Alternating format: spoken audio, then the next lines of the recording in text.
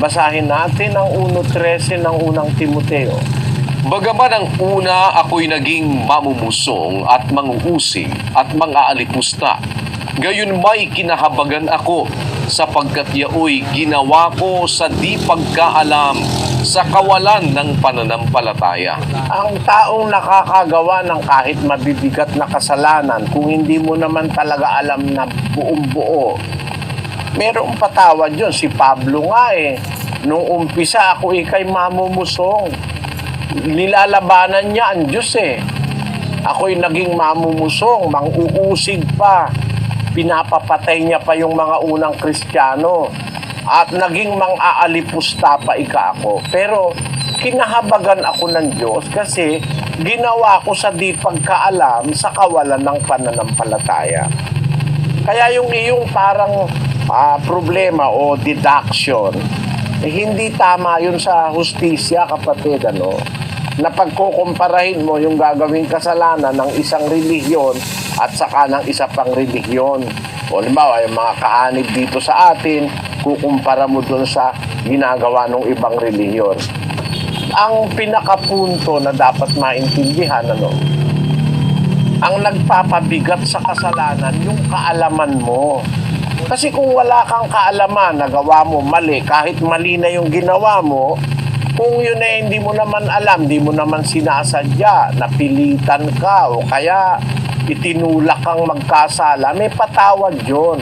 Pero kung alam mo na, nakita mo na ang aral, napatunayan mo na aral, ayaw mong tanggapin, nilabag mo pa, ang sabi ng Hebreo 6:4-6 ganito, sapagkat tungkol sa mga minsang naliwanagan at nakalasap ng kaloob ng kalangitan at mga nakabahagi ng Espiritu Santo at nakalasap ng mabuting salita ng Diyos at ng mga kapangyarihan ng panahong darating at saka nahiwalay sa Diyos, ay di maaaring baguhin silang muli sa pagsisisi, yamang kanilang ipinapakong muli sa ganang kanilang sarili ang anak ng Diyos at inilalagay na muli siya sa hayag na kahihiyan. Ayun, yun ikaw minsang naliwanagan, nakalasap na ng kaloob ng kalangitan, nakabahagi na ng Espiritu Santo,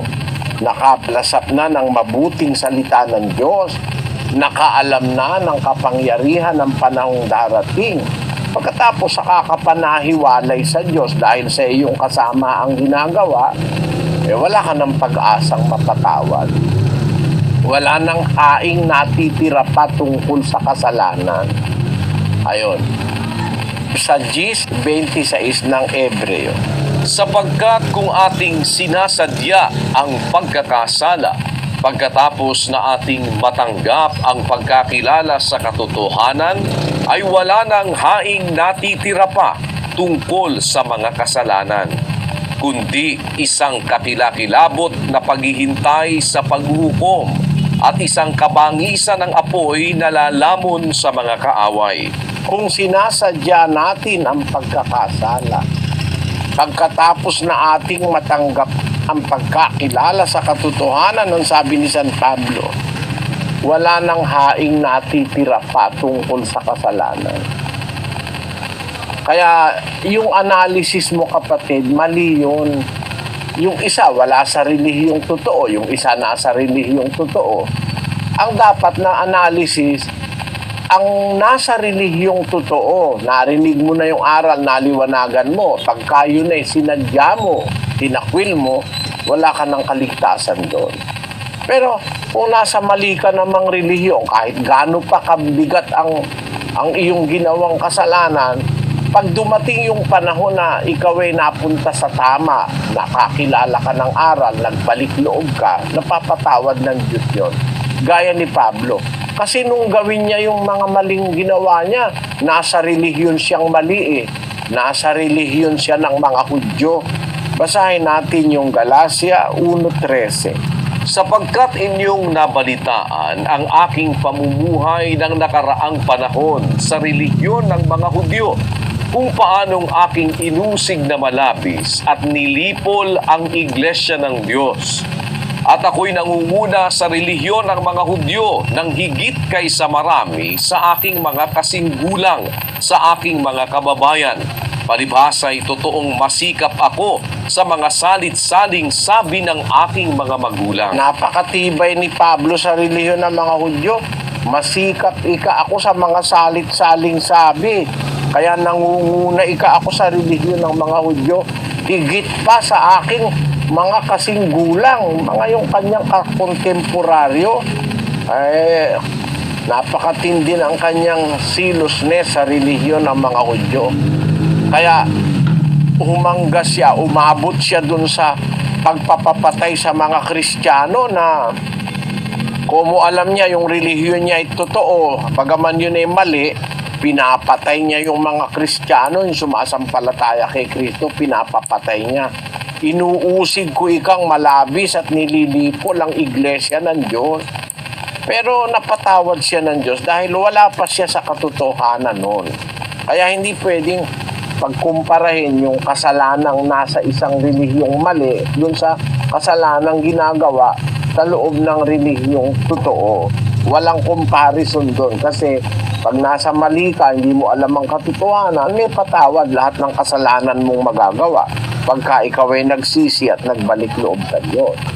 Pero pag nasa relihiyong kang totoo at alam mo yung totoo, tapos sinasadya mo, ay walang patawad yun. Yun ang sagot sa tanong mo, kapatid. Salamat, Brother Eli. Salamat. Sana naunawaan mo. Okay po. Lipat naman po tayo sa lugar ng Dubai. Nandun si kapatid na Andy Perlada. Dubai, come in please. Ako po ay isang Roman Catholic. Ang trabaho ko po ay isang trailer driver. Lumalabas po ng UAE, lingguhan po, makabalik po dito sa UAE. Ang asawa ko po, kaanib na po dito. Ako po ngayon ay under doctrination na. Ang tanong ko po, kung ako ay maging kaanib na dito, kung isang bisis lang ako makadalo sa lokal na pagtitipon, ano po ang magiging kalagayan ko? Bakit isang beses lang, kapatid? May anong dahilan at magiging isang beses lang? Kasi po, ang biyahe ko po kasi, wala po kasing ano sa araw, brother. Minsan, makarating ako rito ng sa UAE na walang oras sa pagtitipon ng lokal. Ngayon, kimpuhan na po ang pagbalik ko rito para po ako makadalo sa lokal na pagtitipon. Gaya po ngayon, naka-attend po ko rito dahil gahapon po, wala po kaming kargada sa aming biyahe. Hindi naman problema yung kapatid na Paulino, ano? Kasi, halimbawa, makakadalo ka ng isang beses, ano? Yung oras na hindi ka makakadalo, lahat ng aral na napapakinggan sa mga regular na pagkakatipon, yan naman ay nakatape. Doon sa oras na dadating ka, kahit walang pagkakatipon, pwede ka namang pumunta sa lokal para pakinggan mo yung aral. Para, kumbaga kasi yung aral ng Diyos, parang pandilig yan sa kaluluwa eh. Yung aral. Para yung kaluluwa natin, yung ating spiritual side of our being, ay nourished nung aral. Parang pagkain yan para wag kang magutom. Ang tao kaya sumasama dahil sa kakulangan ng turo ng aral ng Diyos. Basahin natin sa Kawikaan 5:23. Siya'y mamamatay sa kakulangan ng turo at sa kadahilanan ng kanyang pagkaulol ay maliligaw siya. Kaya maraming tao naliligaw dahil sa kakulangan ng turo. Tayo, kaya nagkakatipon tayo, mga kapatid sa iglesia, para ang ating mga kapatid laging madiligan, kumbaga sa halaman, o laging mapakain, kumbaga sa pagkain. Kaya nagkakatipon. 10:25 ng Hebreo. Na huwag nating pabayaan ang ating pagkakatipon na gaya ng ugali ng iba, kundi